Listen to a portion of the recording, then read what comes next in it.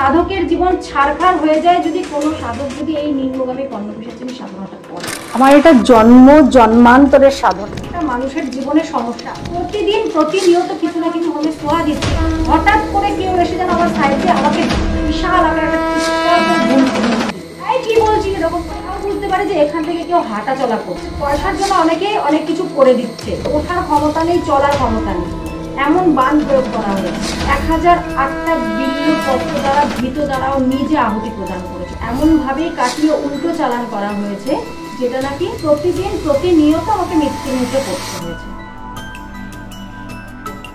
ভয় কি কেবল রাতের অন্ধকারেই আসে নাকি দিনের আলোতেও প্রতিফলিত হয়? তন্ত্রক্রিয়ার দ্বারা কি সাধনার উচ্চ মার্গে পৌঁছানো সম্ভব? এমনই নানান তন্ত্রের অজানা রহস্যে ঘেরা বিভিন্ন প্রশ্ন নিয়ে কিন্তু আজ আমি সরাসরি শুভঙ্কর রয়েছি আপনাদের সাথে অজানা আতঙ্কের একটি বিশেষ পডকাস্টের সেগমেন্ট নিয়ে। আজকে আমাদের বিশেষ অতিথি যিনি রয়েছেন তিনি আপনাদেরও অনেকেরই পরিচিত বটে, অপরাজিতা ভৈরবী মা। সরাসরি আমরা মায়ের সাথে প্রথমে পরিচয় পর্ব সেরে নেব। তো চলুন সরাসরি আমরা মাকে স্বাগত জানাই আমাদের আজকের এই পডকাস্টে। নমস্কার দিদি, প্রথমেই স্বাগত জানাচ্ছি আমাদের অজানা আতঙ্ক চ্যানেলে। তো কেমন আছেন প্রথমেই জানতে চাই। খুব ভালো আছি, মা তারা আশীর্বাদে, তোমাদের সকলের ভালোবাসা, সব ভক্তের ভালোবাসায় খুব ভালো আছি। একদমই। তো দিদি, যে বিষয়টা জানার জন্য আর কি আমাদের আজকে এখানে আপনার সাথে যোগাযোগ করা এবং আসা বিশেষ করে, তো এই যে আমরা যে বিষয়টা নিয়ে কথা বলতে এসেছি তন্ত্র, প্রথমে যে আমরা মানে মূলত আপনি মানে এই যে তন্ত্র বা এতদিন ধরে তন্ত্র ক্রিয়ার সাথে যুক্ত রয়েছেন, শুরুটা কিভাবে হয়েছিল সেটা একটু প্রথমে সংক্ষেপে জানতে চাই। এই তো শুরু মানে যদি বলতে যাই জন্ম জন্মান্তরে। অবশ্যই কেন বলবো, আমাকে হয়তো অনেকেই আমার ভিডিওটা দেখে হয়তো বলতে পারে যে জন্ম জন্মান্তরের। অবশ্যই আমি আগের জন্মে আমি সাধনা করেছিলাম দেখেই কিন্তু এই জন্মে এত সুন্দরভাবে মায়ের হাত ধরে, গুরু বামদেবের হাত ধরে এবং আমার প্রকৃত গুরুদেবদের হাত ধরে কিন্তু আমি সাধনা করতে পারছি। তাই শুরু কিভাবে হয়েছে, কবে হয়েছে বলতে পারবো না। জন্ম জন্মান্তর মানে এই বীজ আগে আমার মধ্যে পুটিত ছিল, তাই আমি হয়তো এই বীজ নিয়েই আবার জন্মগ্রহণ করে সাধনা করতে পেরেছি অনেকটা সময় পর থেকে। জন্ম থেকে একদমই না, কোনো রকম যে জন্ম থেকেই যে আমি সাধনা শুরু করেছি বা আমার বংশগত কেউ সাধনা করেছে সেটা নয়। আমার এটা জন্ম জন্মান্তরের সাধনা। তাই অনেকটা সময় পর থেকে এই সাধন পথে এসেছি। সর্বপ্রথম আমি আগে দেবদেবী আরাধনা, পুজো পাঠ করতে আমি খুব ভালোবাসতাম ছোট থেকেই। একদম মানে কোথাও কোথাও পুজো হতো, যে কোনো আশেপাশের বাড়িতে যেখানেই হোক আমি ওখানে চলে যেতাম। যেমন এই সামনে আসতে শ্রাবণ মাস, তো শ্রাবণ মাসে একটা মনসা বই পড়ার চল থাকে। সব বাচ্চারা খেলাধুলা করতো, আমিও তখন বাচ্চা ছিলাম, খেলাধুলা করতো। তখন সেই সময়টা কি হতো, খেলতে মন চাইতো না। ওই মনসা পাঠটা যে হতো ওটা শুনতে ভালো লাগতো। কাকিমা জেঠিমারা একটা সময় আসে যে তারা পুজো দিতে পারে না, তো সেই সময়টা আমার খুব আনন্দ লাগতো, আমি পুজোটা দিতে পারবো। মানে পুজো পাঠ নিয়ে এবং আমার পড়াশোনা নিয়ে আমার জীবনগুলো কেটেছে। ছোট থেকে পড়াশোনা করেছি এবং তার সাথে সাথে পুজো পাঠ এবং ঈশ্বরের প্রতি যে একটা ভক্তি, এটা আমার ছোট থেকেই আমার ঈশ্বরের প্রতি ভক্তি। সর্বপ্রথম যে কোনো সাধনা ছাড়াই, কোনো গুরুদেব ছাড়াই আমি আগে একটা মা তারার মূর্তি ছোট্ট পিতলের এবং দেবাদিদেব মহাদেব লক্ষ্মীনারায়ণ এনাদেরকে আমি পুজো করতে পারি। আমার গোপাল আছে, গোপালকে আমি পুজো করতে করতে মনের মধ্যে একটা আলাদা রকম অনুভূতি জাগতে থাকলো। তো এইভাবে আমার দিনগুলো কাটছে। তো একটা সময় কি হয়েছিল, মানুষ মাত্রই মানুষের জীবনে, প্রত্যেকটা মানুষের জীবনে সমস্যা আসে। একদম সমস্যা ছাড়া মানুষ নেই, আর সমস্যা না আসলে মানুষ জীবনে উন্নতির পথে কখনো কেউ এগোতে পারবে না। একদম তাই। আর যাদের জীবনে প্রচুর সমস্যা তারাই কিন্তু আজকে উচ্চ শিখরে বসে আছেন, এটা সর্বপ্রথমে জানতে হবে। তো সেই জায়গা থেকে মানে আপনি বললেন, সেই জায়গা থেকে যে বিষয়টা হচ্ছে কি, এবার একদিন একটা সমস্যায় পড়েছিলাম। তার জন্য একদম সত্যি বলতে আমি অনেক জায়গায় গেছি বহু বছর আগে। যে শুনেছিলাম, তখন শুনতাম টিভি চ্যানেলে, বিভিন্ন চ্যানেলের মাধ্যমে, তখন এত ফোন ছিল না, যে আমি শুনেছি যে তন্ত্র মাধ্যমে, তন্ত্র দ্বারা মন্ত্র দ্বারা মানুষ অনেক কিছু খারাপ অবস্থান থেকে বেরিয়ে আসে। তার জন্য বহু জায়গায় গেছি, তো আলটিমেটলি আমি সেইখান থেকে কোনো উপকার পাইনি। কিন্তু শেষে যখন আমি একজন আমার গুরু, মানে এখন উনি আমার গুরুদেব, তো ওনার কাছে যখন গেছি তখন আমি ওনাকে যাব বলেছিলাম। বলার পর আমার অনেক চ্যানেলে এরকম বলা আছে যে যাব যখন আমি বলেছি, তো আমি ঘর থেকে সেরকম ভাবে বেরোতে পারতাম না, গৃহবধূ যে ঘরে একটা বাধা বিঘ্ন ছিল। তো সেই জায়গায় দাঁড়িয়ে উনি বলেছিল ঠিক আছে আপনি আসুন, আমি দেখছি, কিছু হবে না। ওই যে আমি গেছি, যাওয়া থেকে আসা পর্যন্ত আমার কিন্তু কোনো রকম প্রবলেম আসেনি। তো সেই দিন থেকে তন্ত্রের প্রতি, এই মন্ত্রের প্রতি আমার একটা বিশ্বাস, আস্থা জাগতে থাকে। তো নিজের সমস্যা মেটাবো কি, এই তন্ত্রের পেছনে ছুটতে লাগলাম। এই ছুটতে ছুটতে আজকে এই জায়গায় এসে প্রত্যেকের কাছে মাতা অপরাজিতা। একদমই, মানে অসাধারণ একটা জার্নি যেটা আমরা শুনতেই পেলাম। তো সেই জায়গা থেকে দাঁড়িয়ে আমি যে প্রস্তুতি শুরু করেছিলাম যে এই তন্ত্র ক্রীড়া দ্বারা কি সাধনার উচ্চ মার্গে পৌঁছানো সম্ভব হয়, মানে কিভাবে ব্যাখ্যা দেবেন এটা? ক্রিয়া দ্বারা নয়, তন্ত্র সাধনার মার্গে চলে, তন্ত্র সাধনার পথে থেকে বীজ মন্ত্র, গুরুর দেওয়া বীজ মন্ত্র জপ করে মানুষ একদম উচ্চ শিখরে পৌঁছাতে পারে। কিন্তু এই উচ্চ শিখরে পৌঁছানোর আগে যে কত বাধা বিঘ্ন পার করতে হয়, সেটা একমাত্র এখন এই জগতে, এই কলিযুগে যে সাধক সত্যি প্রকৃতভাবে গুরুদেবের দেওয়া প্রকৃত বীজ মন্ত্র জপ করছে, একমাত্র সেই জানে তাকে কত সমস্যার, কত দুর্ঘটনার সম্মুখীন তাকে হতে হয়েছে। না হলে তো এখন তো অনেকেই অনেক মন্ত্র গ্রহণ করছে, অনেকেই অনেক রকম ভাবে তন্ত্র সাধনার পথে চলছে। তো প্রকৃত সাধনা হচ্ছে মন্ত্র জপ করতে বসা থেকে শুরু করে ওঠা, এবং তার জীবনে প্রত্যেক দিন প্রতিনিয়ত কিছু না কিছু ঘটতেই থাকবে, বাধা বিপত্তি যা কিছু আছে। আমি এখন ভালো আছি, পরক্ষণে ভালো নাও থাকতে পারি, কারণ একটা মানুষের অরা কাজ করে, এটা প্রত্যেকেই জানে। আজকে তুমি আমার সামনে এসে উপস্থিত হয়েছো, এ আছে, আরো অনেকেই আসে। তো প্রত্যেকের অরা, আমাদের মানুষের সাথে দেখবে কারোর সাথে কথা বলে মনে হয় আমার যেন দীর্ঘ দিনের, দীর্ঘ বছরের চেনা জানা মানুষ, তার সাথে কথা বলে খুব ভালো লাগে। এটা কেন? এটা হচ্ছে আমাদের অরা, যে ওই মানুষটার মধ্যে অরাটা এত ভালো, তার মধ্যে সবসময় পজিটিভ থিঙ্ক, পজিটিভ ভাব। তো সেই জায়গায় দাঁড়িয়ে তার সাথে কথা বললে যেন তাকে ভোলাই যায় না, হয়তো প্রত্যেকের মধ্যে তাকে ভোলাই যায় না, তার কথা শুধু মনে পড়তে থাকে, মানে অবশ্যই তার অরাটা ভালো। অনেক মানুষের সাথে কথা বললে দেখা যাবে বিরক্ত লাগে। তো সেই জায়গায় দাঁড়িয়ে কি হয় যে এই যে মানুষটার সঙ্গে কথা বলে আমার বিরক্ত লাগছে, মানে সেই মানুষটা অবভিয়াসলি তার মধ্যে কোনো নেগেটিভিটি কাজ করছে।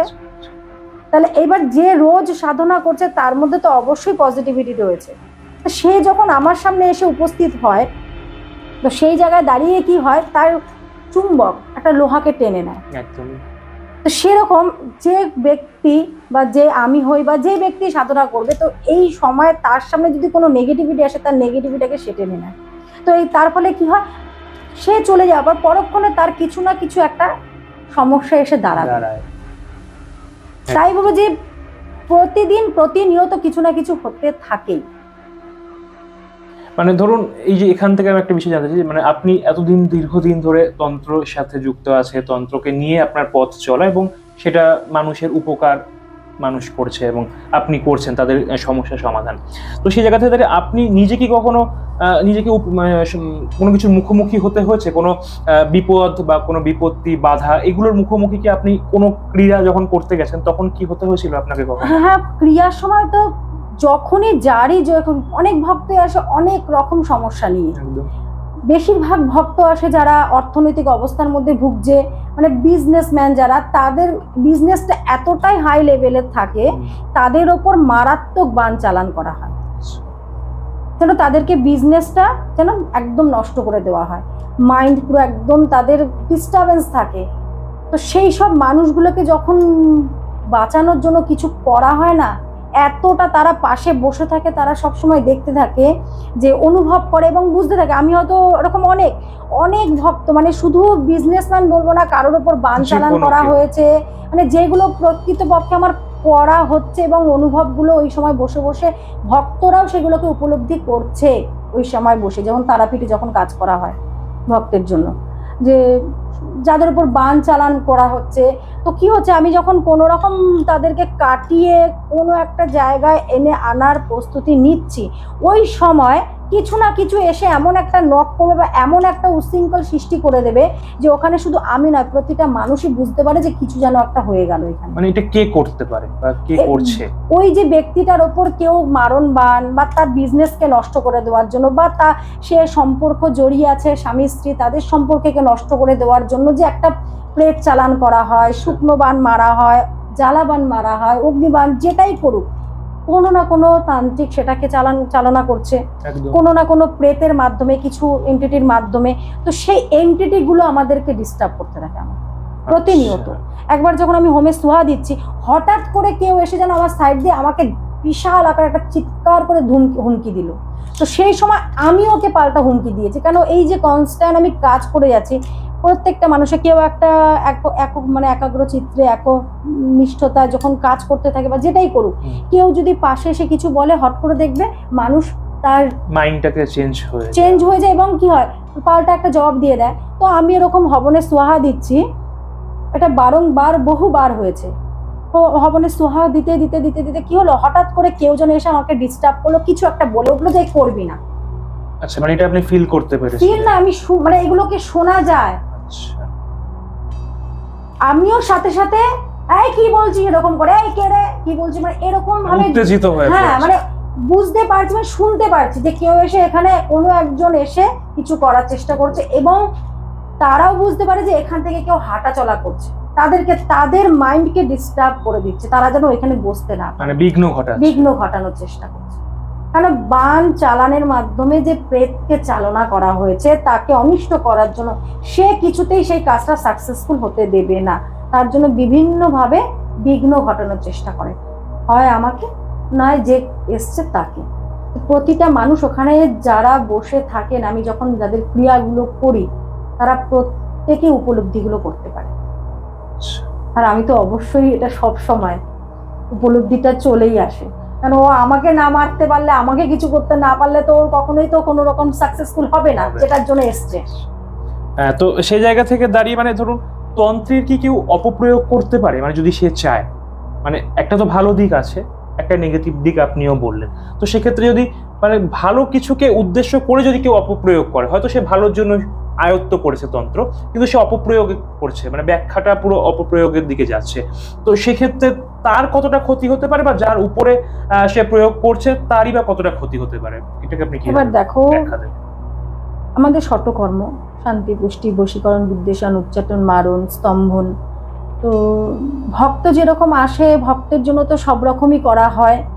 এবার বিশেষত যার যার নিজস্ব, যে সাধক করবে তার নিজস্ব ব্যক্তিগত ব্যাপার, যে সে তন্ত্রকে মানে ভালো কাজে লাগাবে না খারাপ কাজে লাগাবে। কেউ যদি মানুষের মঙ্গল সাধনের জন্য করে, অবশ্যই তার ভালো হবে সেই সাধকের, এবং সাধকের পরিবার তো অবশ্যই আছে। এইবার যে সব সময় যে তার মনের মধ্যে যে রয়েছে আমি খারাপ, মানুষের খারাপ কে, আজ অনেকে আসে আমার কাছে, আপনি মারণ করে দিন, আপনি উচ্চাটন করে দিন, বিদ্বেষণ করে দিন। অবশ্যই আমি যখন কোনো ব্যক্তির, কাউকে যখন আমি জন্ম দিতে পারিনি আমার দুটো সন্তান ছাড়া, তাহলে আমি কাউকে মারতেও পারি না, সেই অধিকারটা আমার নেই দুটো পয়সার জন্য, যেটা একদম বাস্তবায়িত কথা। কারণ আমি একদম যেটা বলবো, যেটা বাস্তবে হচ্ছে, যে পয়সার জন্য অনেকে অনেক কিছু করে দিচ্ছে, বাট আমার কথা হচ্ছে যে আমি কাউকে জন্মদিনই মারতে পারবো না, যে মরা অবস্থায় পড়ে রয়েছে তাকে আমি বাঁচাতে পারবো যদি ভগবান আমার সম্মতি দেয়, আমার সাধনা ঠিক থাকে। বহু মৃত অবস্থায় ব্যক্তিও আজকে বেঁচে ফিরেছে। আচ্ছা, এরকম কোনো যদি ঘটনা একটু যদি আমাদের দর্শকদের জন্য, মানে আপনার জীবনে ঘটা, সেটা একটু শুনতে জানবো। সর্বপ্রথম বলবো যে ওটা আমার কাছে খুবই স্মরণীয়। এরকম তো বহু ভক্তই আসে যারা যাদের ওপর বান চালান করে, যারা আজকে না মরেও বেঁচে আছে, এরকম একটা বিষয় যে মৃত ব্যক্তিকে যে একদম অসুস্থ হয়ে বিছনায় শুয়ে রয়েছে, বয়স্ক মানুষ মানে রোগন্ত অবস্থায় ভুগছে, সেটা নয়। যে ব্যক্তিটা খুব ভালো ছিল, সবল ছিল, পড়াশোনায় ভালো ছিল, কেউ চাকরিতে ভালো চাকরি করতো, স্বামী স্ত্রীর সম্পর্ক ভালো ছিল, বিজনেস করতো, যেটাই হোক, তো সেই জায়গায় দাঁড়িয়ে একটা মানুষ দিনের পর দিন শুকিয়ে শুকিয়ে মাথা মানে রোগা হয়ে যাচ্ছে, মাথা খারাপ হয়ে যাচ্ছে, কাউকে ভালো লাগছে না, মানে সে অ্যাকচুয়ালি পুরো মৃত প্রায় হয়ে গেছে, চোখের নিচে কালি পড়ে গেছে, জীবিত থেকেও মৃত, পুরো মৃত অবস্থায় বিছনায় শয্যাশায়ী হয়ে গেছে, যে তার ওঠার ক্ষমতা নেই, চলার ক্ষমতা নেই, এমন বান প্রয়োগ করা হয়েছে। অনেক সময় সে সেন্সলেস হয়ে পড়ছে, জ্ঞান থাকছে না। তো বহুত ভক্ত এরকম আসে, তার মধ্যে একটি বাচ্চা যেটা আছে, যে বাচ্চাটা 10 বছর বয়সের মতন হবে। তার আগে জানতে পারবেন এটা কত বছর আগের ঘটনা? এটা রিসেন্ট, বেশি না, 2024-এ। তার আগে তো বহু এরকম হয়েছে, মানে বলে আমি শেষ করতে পারবো না। বাট ওই বাচ্চাটাকে যে ওই জায়গায় মানে একদিনে, মানে এটা হচ্ছে সত্যি আমার কালভৈরব বাবার কৃপা, যে একদিনে বাচ্চাটি সুস্থ হয়েছে। আজও পর্যন্ত 2024-এর নভেম্বর থেকে আজও পর্যন্ত সে সুস্থ। বেশি দিনের কথা না, কিন্তু এই দীর্ঘ এত বছরে বহু মানুষেরই অনেক কিছু ভালো হয়েছে, অনেক মৃতপ্রায় অবস্থা থেকে তারা ভালো আছেন, কিন্তু ওই বাচ্চাটি সেন্সলেস হয়ে, এবং বাচ্চাটি সবসময় মানে ঘুমাতে পারতো না ভয়তে, কেউ হ্যাঙ্গিং অবস্থায় তাকে নিতে আসছে, মানে এটা বাচ্চাটা দেখতে পেত। আচ্ছা, ও খাওয়া দাওয়া, স্কুল, পড়াশোনা সবকিছু ছেড়ে দিয়েছে। তো সেই বাচ্চাটাকে নিয়ে বহু জায়গায় ঘুরেছিল, কোনো জায়গায় মানে 2 দিন 4 দিন ঠিক থাকছে, কোথাও কোনো জায়গা থেকে আমার নাম্বার সংগ্রহ করে আমার সাথে যোগাযোগ করে ওনারা এসেছিল। 2 ঘন্টার মধ্যে কথা হয়েছে। 2 ঘন্টার মধ্যে কথা হয়ে সেই দিনকেই রাত্রেবেলায় তারাপীঠে গিয়ে, মানে যেহেতু রাত হয়ে গেছিল, রাত্রে 11টা নাগাদ বেরিয়েছি, তারপরের দিন ভোরবেলা ঢুকেছি, দুপুরে কাজ করতে বসছি। সেই সময়ও বাচ্চাটি কিন্তু সেন্সলেস অবস্থায় পড়েছিল। আমি ওকে কোলে করে নিয়ে এসে আমার সামনে বসাও, বাকিটা পরে আমি আর আমার ঈশ্বর বুঝে নেবে। ওই অবস্থায় এসে বসে ওকে অনেক রকমভাবে কাটানোর পর 1008টা বিল্লপত্র দ্বারা, ঘৃত দ্বারাও নিজে আহুতি প্রদান করেছে। ওই যে আজও সুস্থ, মানে সেদিন থেকে এখনো পর্যন্ত সুস্থ, যে সুস্থ, মানে ওর মা বাবা এতটাই বিষণ্ণ হয়ে গেছিল যে মেয়েটাকে কি করে বাঁচাবে। আচ্ছা, মানে কেউ কি তার উপর কোনো ক্ষতি করেছিল? এবং তারা জানতে চেয়েছিল কে করেছে। তো তাদেরকে একটাই কথা বলা হয়েছে, কে করেছে তোমার দেখে লাভ নেই, তার কাছে সেটা যেন চলে যায়, সেটা দেখে লাভ আছে। তুমি আমাকে এসে বলবে কে করেছিল, আমি বলবো না। বেশ, আমি বলবো না। তারপরে জানতে পেরে অবশ্যই সেই জিনিসটা তার সাথেই হয়েছিল, বাচ্চাকে যেতে দিই। আচ্ছা, যে করেছে সেই সেটা করেছিল, এরকম অবস্থা। তো সেই জায়গা থেকে দাঁড়িয়ে মানে এই যে মানুষের যে ক্ষতি, উল্টো চালান করা হয় যেটাকে। আচ্ছা, বাচ্চাটির উপর যেটা করেছিল সেটা এমন ভাবে কাটিয়ে উল্টো চালান করা হয়েছে, যেটা নাকি যে করেছিল তার উপরে সেই এফেক্টটা গিয়ে পড়েছে, সে সেটা করতে বাধ্য হয়েছে, তাকে করানো হয়েছে। যে এন্টিটিকে পাঠিয়ে করানো হয়েছিল বাচ্চাটির জন্য, সেই এন্টিটি তার উপরেই সেটাকে অ্যাপ্লাই করে নিয়েছে। এটাই হচ্ছে উল্টো চালান। আচ্ছা, অনেক কিছু জানতে পারছি আমরা এই কথোপকথনের দরুন। তো এই যে সাধনা করতে গিয়ে মানে মানুষের তো, আমি প্রথমেই বললাম যে পজিটিভ নেগেটিভ বিভিন্ন কিছু সম্মুখীন হতে হয়, তো প্রত্যেকটা সাধকের ক্ষেত্রেই সেটার একটা গুরুত্বপূর্ণ ভূমিকা থাকে। তো আপনি কথা বলার আগেও আমাদেরকে বলছিলেন যে সাধনা এমন একটা জিনিস, সেটাতে চড়াই উতরাই লেগেই থাকবে। তো ধরুন এই যে আমরা কর্ণপিশাচিনীর নাম শুনেছি, যে অনেকের কাছে ধারণা আছে যে কর্ণপিশাচিনী এমন একটা বিষয় যে কানে কানে এসে মানুষকে নিয়ন্ত্রণ করে, কিছু কথা বলে। তো আপনার ক্ষেত্রেও কি কখনো এরকম হয়েছে? মানে আপনি নিশ্চয়ই কর্ণপিশাচিনীর সাধনা করেছেন আমরা যতদূর জানি, তো সেই জায়গা থেকে দাঁড়িয়ে এই সাধনা করাটা কতটা কঠিন ছিল আপনার জন্য, এবং সেটা করার পরে তারপর আপনার সাথে কোনো এরকম ঘটনা কি ঘটেছে, মানে যেটা আপনার জীবনকে পাল্টে দিয়েছিল, সেটা একটু জানতে চাই। একদিন নয়, যতদিন সাধনাটাকে চালিয়ে গেছি ততদিন প্রতিদিন প্রতিনিয়ত আমাকে মৃত্যুর মুখে পড়তে হয়েছে। আচ্ছা, এবং ভয়ঙ্কর সমস্যার মধ্যে পড়তে হয়েছে, যে এতটাই ভয়ঙ্কর এই কর্ণপিশাচিনী সাধনা যে সেই সাধকের অনিবার্য মৃত্যু, আর সেটার মুখোমুখি আমাকে একবার নয় বহুবার পড়তে হয়েছে। একটা সাধকের জীবন ছারখার হয়ে যায় যদি কোনো সাধক যদি এই নিম্নগামী কর্ণপিশাচিনী সাধনাটা করে। মানে ঠিক কি হয়েছিল সেটা একটু জানি। অনেক রকম ইনসিডেন্ট, মানে সর্বপ্রথম যখন আমি এই সাধনাটা শুরু করেছি সেদিন থেকে আমার বিভিন্ন রকম, মানে এটা তখন প্রথম যেদিন শুরু করেছি সেদিন থেকে আমার ওই মনের হয়তো একটা আবেগ হতে পারে, আচ্ছা, বাট ওটা আবেগ নয়, এমন একটা ইনসিডেন্ট ঘটেছিল, কোনো এন্টিটির উপস্থিতি ছিল, এটা আপনি ফিল করেছি। আচ্ছা, একাকিত্ব গুরুদেব সাধনাটা করতে বলেছিল। তারপর থেকে টানা 21 দিন করা হয়েছে। তো এই 21 দিনের মধ্যে না সবসময় মনে হতো কি ঘর থেকে কিছু একটা লাইট হয়তো ভেঙে পড়ে যাচ্ছে, এগুলো প্রথম ফার্স্ট রাখি।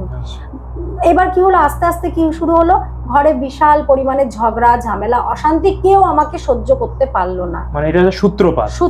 আচ্ছা, এইবার যত দিন যাচ্ছে, সাধনাটা কমপ্লিট হয়ে গেছে, তারপরেও যত দিন যাচ্ছে তত মানুষ আমার প্রতি বিরক্ত হতে থাকলো। আমি একদম মানে এক ঘরে টাইপের হয়ে যায় না, পুরো এক ঘরে টাইপের হয়ে গেলাম। এটা পরিবারের তরফ থেকে? আচ্ছা, কারণ আমি তো ম্যাক্সিমাম তখন তো শুধু সাধনা ছাড়া আমার জীবনে কিছু ছিল না। আমাকে রপ্ত করতে হবে, আমার গুরু আমাকে যে যে সাধনা দিচ্ছে প্রত্যেকটা জিনিসকে আমাকে রপ্ত করতে হবে।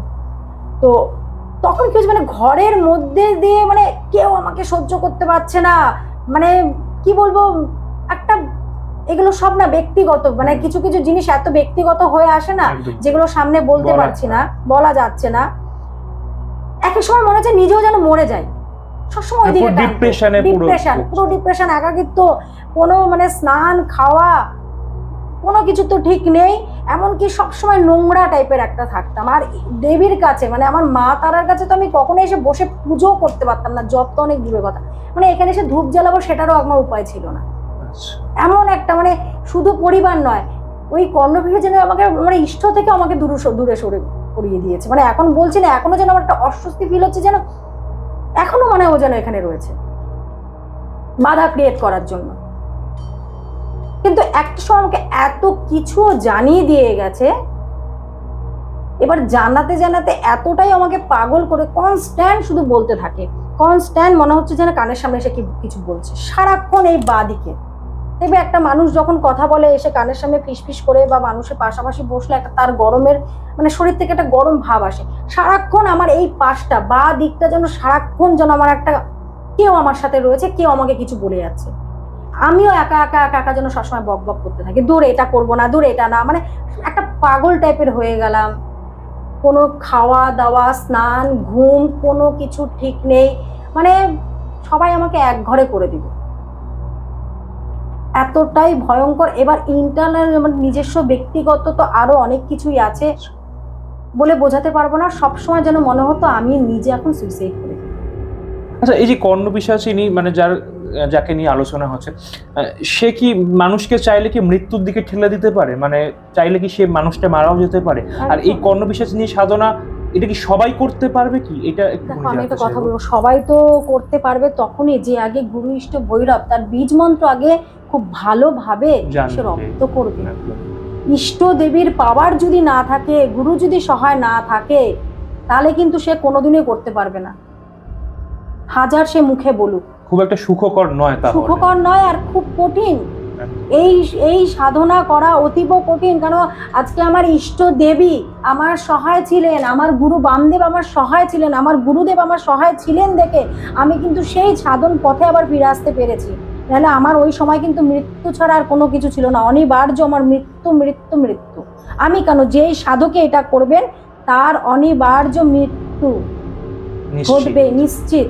বহু যারা আছেন মানুষ অনেকেই ফোন করে বলে কর্ণপিশাচিনী সাধনা আমি কিসের জন্য করবে? আগে গুরু মন্ত্র ইষ্ট মন্ত্র ভৈরব মন্ত্র আগে জপ করে দেখাও, তারপরে তো তুমি কর্ণপিশাচিনী করবে। ইষ্ট দেবীর আশীর্বাদ কৃপা পেতে গেলে জীবন কেটে যায়, এটা একদিনের কাজ নয়, দীর্ঘ বছরের। আবেগের বশে কোনো কিছু হয় না, আবেগ নিয়ে করলাম ওখানে মৃত্যু। অনেকে দেখবে যে ভাইরাল হওয়ার জন্য উঁচু থেকে ঝাঁপ দেয়, হার্ট আমাদের স্ট্রং থাকতে হবে, ঝাঁপ দিয়ে দাঁড়িয়ে পড়তে পারবো, না তো ঝাঁপ দিতে দিতে সে হার্ট ফেল হয়ে মরা অবস্থায় পড়ে যাবে একদম। আচ্ছা, তো একটা বিষয় জানতে চাইছি যে ধরুন কাউকে বশীকরণ, এটা তো এখন অনেকেই তো আমরা শুনি কথাটার সাথে সবাই খুব ওতপ্রোতভাবে জড়িত। বশীকরণ করে কি কাউকে ক্ষতি করা যায়? বশীকরণ তো ক্ষতি করার জন্য করে না, কোনো প্রিয় মানুষকে, তার প্রিয় মানুষ তার সঙ্গে আগে ভালো সম্পর্ক ছিল, সেই জায়গায় দাঁড়িয়ে এখন বনিবনা হচ্ছে না, কিছু ভালো কিছু পাচ্ছে না তার কাছ থেকে, মানে ভালোবাসা, ভালো কথা কোনো কিছুই পাচ্ছে না। তো সেই জায়গায় দাঁড়িয়ে মানুষ মানুষকে বশীকরণ করে। এই যে ক্ষতি করাটা তো আলাদা বিষয়ে চলে এসছে।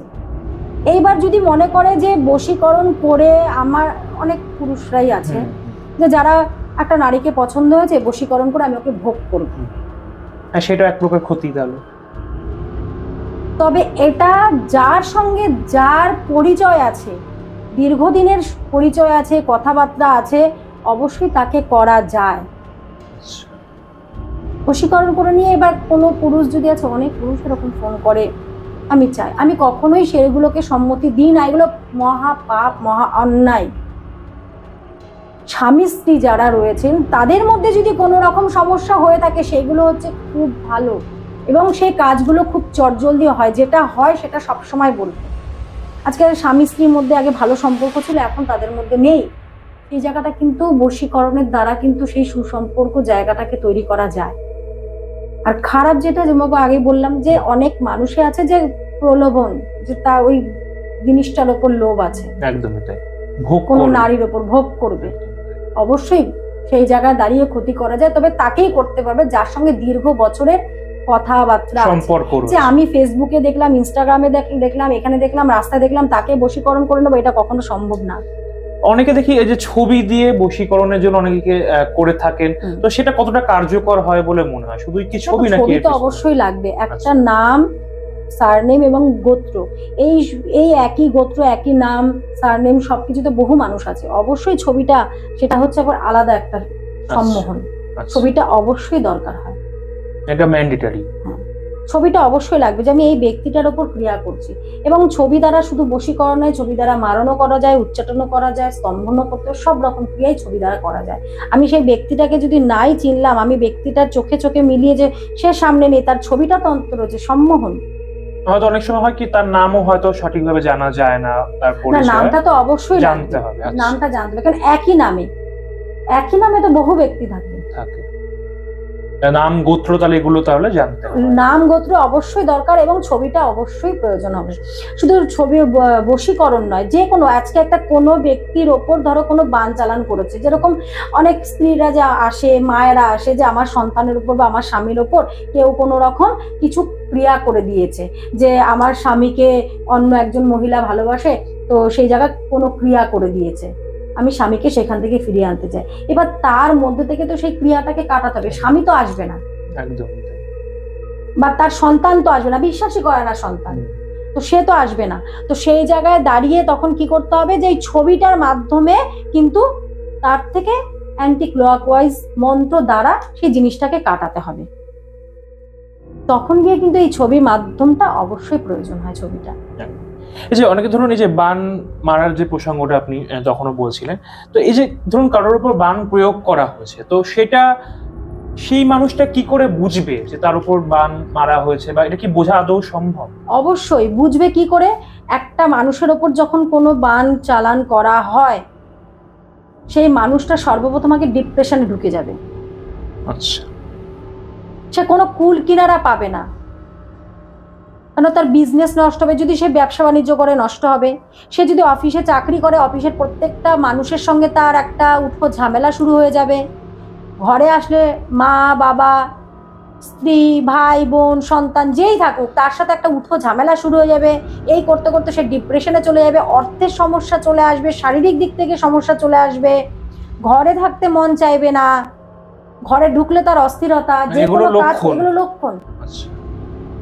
অবশ্যই যদি কারোর মধ্যে এরকম একটা কোনো রকম হতে থাকে যে আগে ভালো ছিল এখন ভালো নেই, বেশ কিছুদিন আগে ভালো ছিল, হঠাৎ করে 1 সপ্তাহ হলো, 15 দিন হলো, 10 দিন হলো, তার সঙ্গে এরকম ঘটনাগুলো ঘটছে, অবশ্যই তাকে আগে বুঝতে হবে যে আমার সঙ্গে এরকম কোনো ঘটনা ঘটেনি তো।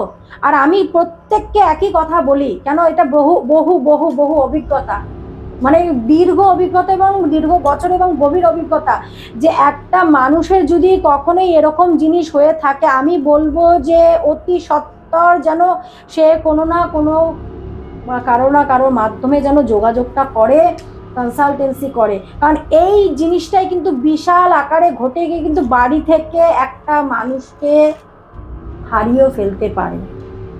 কেন, যে ব্যক্তিটার ওপর করা হয়েছে সেই ব্যক্তিটার কিছু না হলো, তার হয়তো গ্রহগত অবস্থান খুব স্ট্রং আছে, ভালো আছে, সে এতটা ভোগ করেনি, কিন্তু তার পরিবারের কেউ না কেউ হয়তো এটা কিন্তু মানে সেই রোষের মুখে পড়ে যেতে পারে। কেন, যেই চালানটা করা হয়েছে, প্রেত চালান, যেই বানটাই মারা হয়েছে, সেটা কিন্তু ঘুরছে ঘরের মধ্যে, কাউকে নিয়ে যাবে ওই বাড়ি থেকে, কাউকে নিয়ে যাবে, বাড়িকে শ্মশানে পরিণত করবে। কারণ ওই যে একটা চালান করে তাকে কিছু করতে পারলো না, সেই ব্যক্তিটার কোনো ক্ষতি হলো না, কিন্তু সেই ব্যক্তিটার প্রিয় কোনো জন যদি চলে যায়, সেই ব্যক্তিটা কিন্তু সারা জীবনের জন্য কিন্তু কাঁদতে হবে তাকে। একদম ক্ষতি তো তার হলো। তাহলে আমি মনে করব সবার আগে কিন্তু তাকে একটা কনসালটেন্সির মাধ্যমে আসবে, যে সে এই অবস্থায় ছিল না, আজকে কি কারণে আসলো, গ্রহগত অবস্থান নাকি না তাকে কোনো রকম ক্রিয়া করা হয়েছে তার উপর। আচ্ছা, এই ধরুন ক্ষতি একদিকে না হলেও আরেকদিকে কিন্তু ক্ষতি হয়েছে, সে মরলো না, আরেকজন বাড়ির কেউ যদি মরে যায় তাহলে সে সেই শোকটা নিতে পারবে, আলটিমেটলি সে কিন্তু শেষ। একদমই তাই। এই যে ধরুন কাউকে, এই যে আমি বলছিলাম যে ধরুন বান মেরেছে, মূলত এই বানটা মারার কতদিনের মধ্যে থেকে সেই বানটা অ্যাক্টিভ হয়, মানে কাজ এবার দেখো, করতে? যে সাধক মারবেন তার একটা নির্দিষ্ট কোনো কি দিনক্ষণ থাকে, মানে টাইম বা সময় এরকম? দিনক্ষণ টাইম কিছু না। আজকে আমরা জানি একটা ওষুধ খেলে 3 ঘন্টা বা দেখবে 30 মিনিট পর থেকে সেই ওষুধের কিন্তু একটা অ্যাকশন চালু হতে থাকে। এবার একটা কি আছে, 7 দিনে কোর্স দেয়, যে 7 দিন খেতে হবে, 15 দিন খেতে হবে প্রত্যেকটা মানুষেরই। তো সেই জায়গায় দাঁড়িয়ে এবার আমাদের কি হচ্ছে, যে সাধক করবে, আমি করি বা যেই করি, তো সেই সাধকের পজিটিভ পাওয়ারটা তো অবশ্যই থাকতে হবে। আমি তোমাকে কি বললাম, যে একদিনে যে বাচ্চাটা বিপদের মুখে এসছে, এটা আমার মুখের কথা নয়, মুখের কথায় কোনোদিনও কোনো কিছু, আমি বলবো যে একদম বাংলা ভাষায় যে মুখের কথা চিরা বেজে না, কাজে করে দেখানো হয়েছে। আমি দেখিয়েছি, মানে আমি তো দেখানোর কেউ না, মা দেখিয়েছে আমার হাত দ্বারা, তাই আজকে বলতে পারছি যে মুখের কথা নয়, কাজ, যে একদিনে সেই দিন থেকে যে বাচ্চাটি সুস্থ, বা শুধু বাচ্চা বলবো না, এরকম একটি মা তার ছেলের জন্য গেছিল, ছেলেটি তো সুস্থ হয়েছেই, তার অন্যরকম সমস্যা, মাটা নার্ভের প্রবলেমে ভুগছিল, সেই মাটা ওই 1008টা বেলপাতা দ্বারাই একটি ক্রিয়া যখন করেছে, ছেলেটি তো ভালো আছে, যেহেতু ছেলেটি যায়নি, ছেলেটির সাথে মা গেছিল, সে মা আজও পর্যন্ত সুস্থ। সে নাকি ভুলে যেত, ঘর থেকে বেরিয়ে যেত, পরে আর ঘরে ঢুকতে তার মনে থাকতো না কোনটা বাড়ি, একদম বাস্তবায়িত। সে আজকে এত সুন্দর হয়ে গেছে, দেখ বয়স্ক মহিলা, সে এখন সুখের সংসার করছে তার সন্তানকে নিয়ে, ছেলে অনেক বড়। আচ্ছা, আরো এরকম বহু যারা আসছে, তারা প্রত্যেকে, এবং রিসেন্ট আমি অম্বুবাচীতে যে ক্রিয়া করেছি, আমি তার জন্য মঙ্গলবার দিন বগলামুখী দেবীর একটি ক্রিয়া করতে বসেছিলাম, সে অলরেডি শনিবার দিন রেজাল্ট দেওয়া শুরু করেছে, এবং রোববার দিন যার নামে করেছিলাম সেই ব্যক্তি তার উপর একটা টর্চার করতে গেছিল, সেই ব্যক্তিটার গায়ে কিন্তু একটা আঁচ পড়েনি, তার কিন্তু ক্ষতিটা ইনস্ট্যান্ট সঙ্গে উল্টো ঘটে গেছে। কারণ বগলামুখী প্রত্যঙ্গীরা বিপরীত প্রত্যঙ্গীরা কাজটাই এটা, যে আমি মুখে কোনো বলছি সেটা নয়, কাজে করে দেখানো হয়েছে। আমি রেজাল্ট দিই না, রেজাল্ট আমি দেবো কেন, রেজাল্ট দেবে ভক্তরা, যে ওকে যেন কেউ টাচ করতে না পারে, ওকে যেন কেউ কিছু করতে না পারে, ওর এতটাই শত্রু। তো এই অম্বুবাচীর মধ্যে যে কাজটা করলাম, এই 1 সপ্তাহের মধ্যে, মানে অম্বুবাচী যে বুধবার দিন শেষ হলো, তারপরে শনিবার দিন রেজাল্ট দিল, তারপরও একটি শনিবার এসেছিল যেদিন নাকি একটা অনেক সমস্যা হয়েছিল, এবং রোববার দিনও হয়েছিল, সেই জায়গায় দাঁড়িয়ে আজকে ওর গায়ে একটা টাচ করেনি, কিন্তু তার বিশাল বড়, যে শত্রু তার বিশাল বড় ক্ষতি হয়ে গেছে। এটা আমার কথা নয়, তন্ত্রের এটা আমার কথা নয়, প্রভাব, এটা হচ্ছে মায়ের কাজ, মা করিয়ে নিয়েছে। বেশ, এবার একটা বিষয় জিজ্ঞেস করতে খুব ইচ্ছা করছে, একদম কোনো রাগ ঢাক না করে, আপনি ভূতে বিশ্বাস করেন? হ্যাঁ, কেন করব না, রাগ করবই বা কেন? এই যে আলো জ্বলছে, আলো তো সব নিভিয়ে দিলে অন্ধকার, তাহলে আলো আছে, অন্ধকারও আছে, তাহলে ঈশ্বরও আছে, ভূতও আছে। বেশ, সবকিছুতেই বিশ্বাস। কোনো অভিজ্ঞতা এরকম ভৌতিক? অনেক ভৌতিক অভিজ্ঞতা, যেমন আমি কালী সাধনা করার সময় যখন আমি কাশিতে গেছিলাম, রাজা হরিশ্চন্দ্র ঘাটে যখন বসে আমি শ্মশানের চিতার উপরে বসে যখন চিতা ভস্মগুলো সারা শরীরে মেখে যখন আমি সাধনা শুরু করেছিলাম, এইভাবেই তো মানুষে বসে বা এইভাবেই সাধনা করতে বসতে হয়েছিল। মনে হয়েছিল কত লোক আমি বলতে পারবো না, যে কোনো এনার্জি তুলে ধরে নিয়ে আমাকে আছাড় মারবে, এরকম একটা অবস্থানের মধ্যে চলে এসেছে সাধনা করতে গিয়ে। হ্যাঁ, মন্ত্র জপ করতে করতে। তো এরকম ভাবে তুলে ধরে নিয়ে আছাড় মারবে, শরীরের মধ্যে যেন অজস্র যেন একটা হিমচি দেয়, যেরকম ধরে টানে, মানে একটা বিশাল আকারের জন্য আমার সাথে কিছু ঘটনা ঘটে যাচ্ছে, এমন ভাবে টানা হেঁচড়া করছে সব। তো সেই জায়গায় ওই মন্ত্র জপ করতে করতে করতে করতে করতে, আর ওই সময় যদি কেউ মন্ত্র জপ ছেড়ে আসন থেকে উঠে যায়, অনিবার্য তার মৃত্যু। মারাত্মক ব্যাপার। তখন ওই মন্ত্র জপ করতে করতে অনেকটা সময় পর, অনেকটা ঘন্টা খানেক তারও বেশি সময় পর গিয়ে সেই জায়গাটা দাঁড়িয়ে আস্তে আস্তে পরিবেশটা যেন শান্ত হলো, আর কেউ এসে যেন পাশে দাঁড়ালো শান্ত করার জন্য। ওই যে অভিজ্ঞতা যে কেউ টেনে হিচড়ে আমাকে ফেলে দিচ্ছে, গায়ে অজস্র, মানে বাঘ যেমন ছিঁড়ে ছিঁড়ে খাবলে খাবলে খায়, এরকম ধরনের একটা শরীরের মধ্যে অস্বস্তি অনুভূতি হচ্ছে। আপনার এখানে তো অনেকেই আসেন যারা বিভিন্ন সমস্যা নিয়ে আসেন, এরকম কি কাজ করতে গিয়ে কখনো দেখেছেন? মানে এই যে ভৌতিক যে অভিজ্ঞতার কথা আপনি শেয়ার করলেন আমাদের দর্শকদেরকে, তো এরকম ধরুন বিভিন্ন কাজ আপনি করছেন, বিভিন্ন ক্রিয়া করছেন, তো সেক্ষেত্রে এমন কোনো ঘটনা রয়েছে যেটা আজও পর্যন্ত তার কোনো ব্যাখ্যা মেলেনি আপনার কাছে? এমন কোনো ভৌতিক কোনো ঘটনা? আসলে ভৌতিক মানে কোনো ব্যাখ্যা নেই এটা ঠিক, আর সাদা চোখে আমরা যা দেখি সেটা তো সবসময় বাস্তব হয় না। মানে অ্যাকচুয়ালি যে ব্যাখ্যাটা, মানে আমরা যেটা সাদা চোখে দেখি সবসময় তো সেটার ব্যাখ্যা হয় না, কিছু কল্পনার অতীত থাকে, কিছু বাস্তবায়িত ব্যাপারটা হয়, কল্পনা করছে, একদমই তাই। তো সেই জায়গা থেকে দাঁড়িয়ে আপনার এখানে যারা এসছেন, কোনো এরকম কোনো ঘটনা কি রয়েছে মানে যেটা কাজ করতে গিয়ে আপনার কোনো মানে ব্যাখ্যা মেলেনি যে এটা কি থেকে হতে পারে বা কেন হতে পারে, সেরকম কোনো ঘটনা? না, দেখো, যেই জায়গায় যেই বাড়িতে, একটা বাড়ি কথা বলছি, সেটা দত্তপুকুরের এখানে, আমি নামগুলো সব জায়গায় যেখানে যেখানে করেছি, যে ব্যাখ্যা মেলেনি যে তা বলবো না, যে সত্যি ওখানে কোনো রকম এনার্জি, খারাপ এনার্জি রয়েছে, প্রত্যেকটা জায়গা গিয়ে আমি সেটা পেয়েছি। দেখো, আমরা নিচতলায় থাকি আর দোতলায় থাকি, তিনতলা থাকি। ম্যাপে যদি আমরা পূর্ব পশ্চিম উত্তর দক্ষিণ দেখি, নিচেও যা দেখা যাবে একতলায়, দোতলাও তাই দেখা যাবে, তিনতলাও তাই দেখা যাবে। একদম। আমরা নিচে দেখে আসলাম পূর্ব পশ্চিম উত্তর দক্ষিণ এক জায়গায়, উপরে গিয়ে যখন হোম করতে বসছি, যে হোম কুণ্ডটা সাজিয়ে যখন আমি বসবো, কোন দিকে মুখ করে বসবো, সত্যি ব্যাখ্যা মেলেনি। আমি তোমাকে কি বলবো, যে কথাটা যে বলছো কি আছে সেটা তো পরের কথা, ম্যাপ কিছুতেই ওই নিচের সঙ্গে ওপরে মিলছে না। এটা কি করে সম্ভব? এটা কি করে সম্ভব?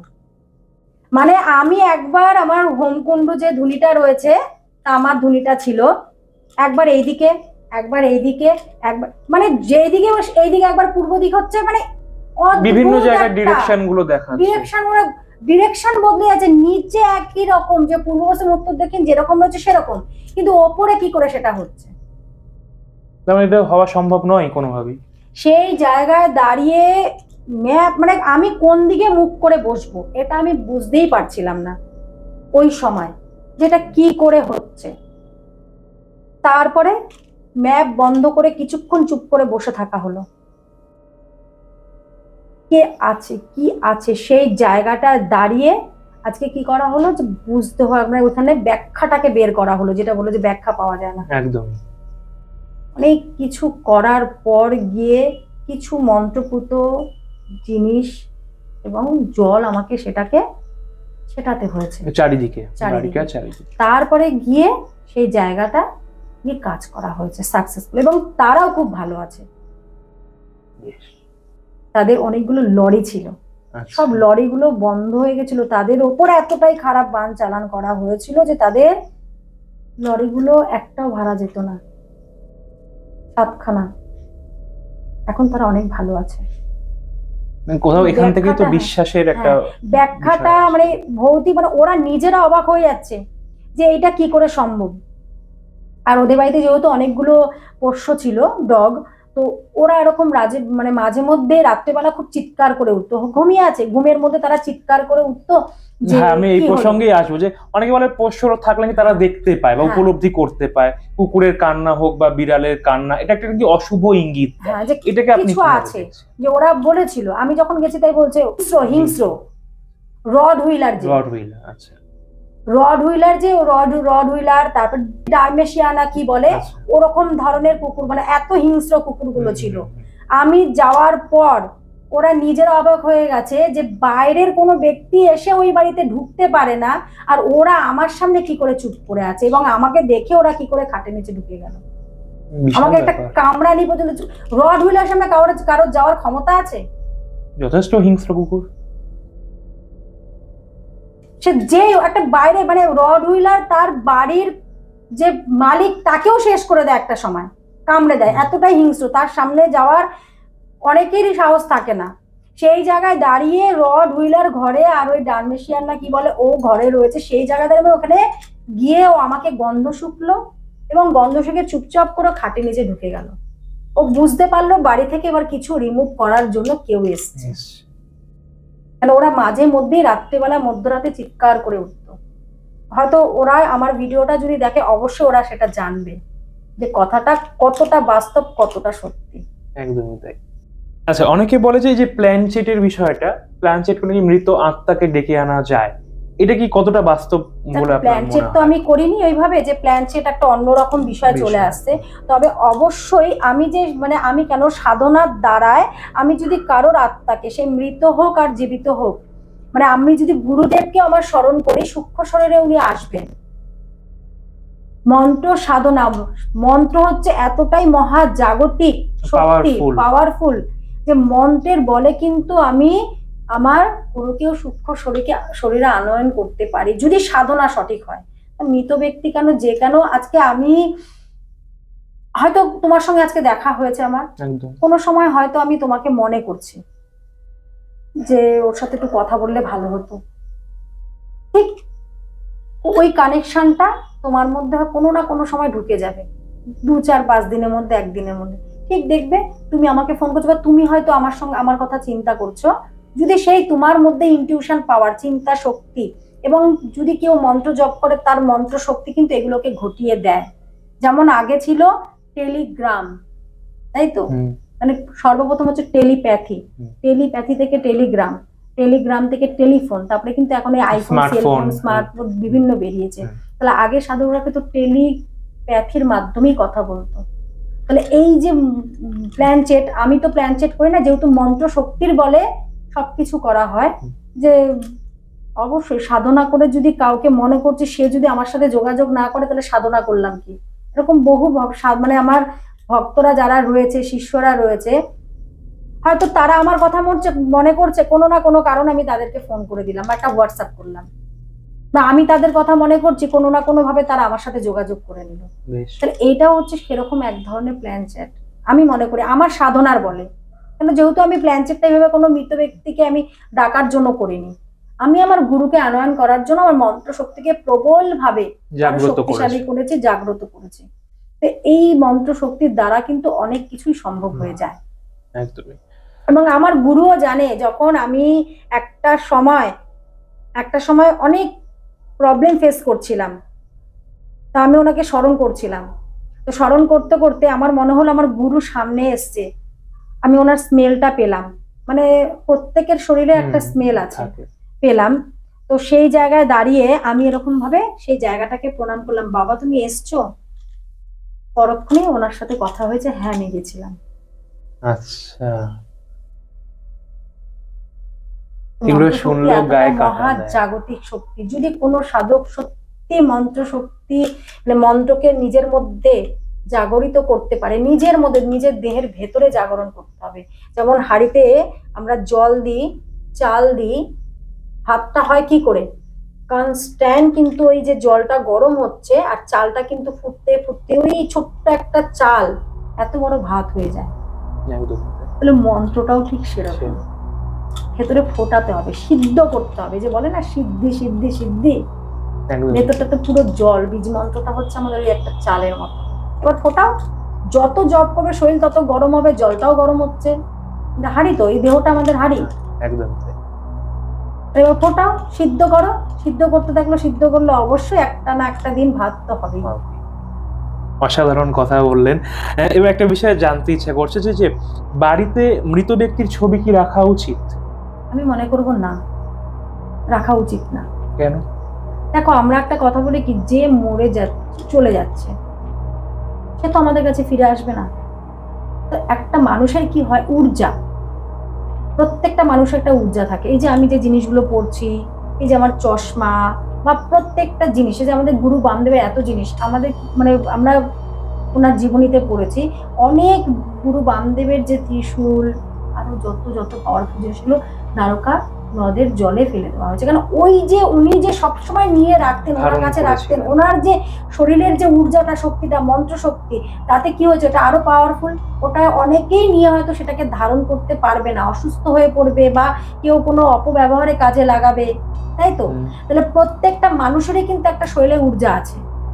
তাহলে কি হয়, এইবার যদি কোনো মানুষ, মৃত ব্যক্তি, অবশ্যই ঠাকুর ঘরে লাগানো উচিত না। আর যদিও বা কেউ রাখে, অবশ্যই রাখা যায়, মানে রাখতে পারে, বাট সেটা আমাদের দক্ষিণ আর পশ্চিম কোণের দিকে রাখলে সেটা ঠিক আছে। তাও আবার একটা ডাইনিং রুমে বা কোথাও, ঘরের ভেতরে না, শোবার ঘরে না।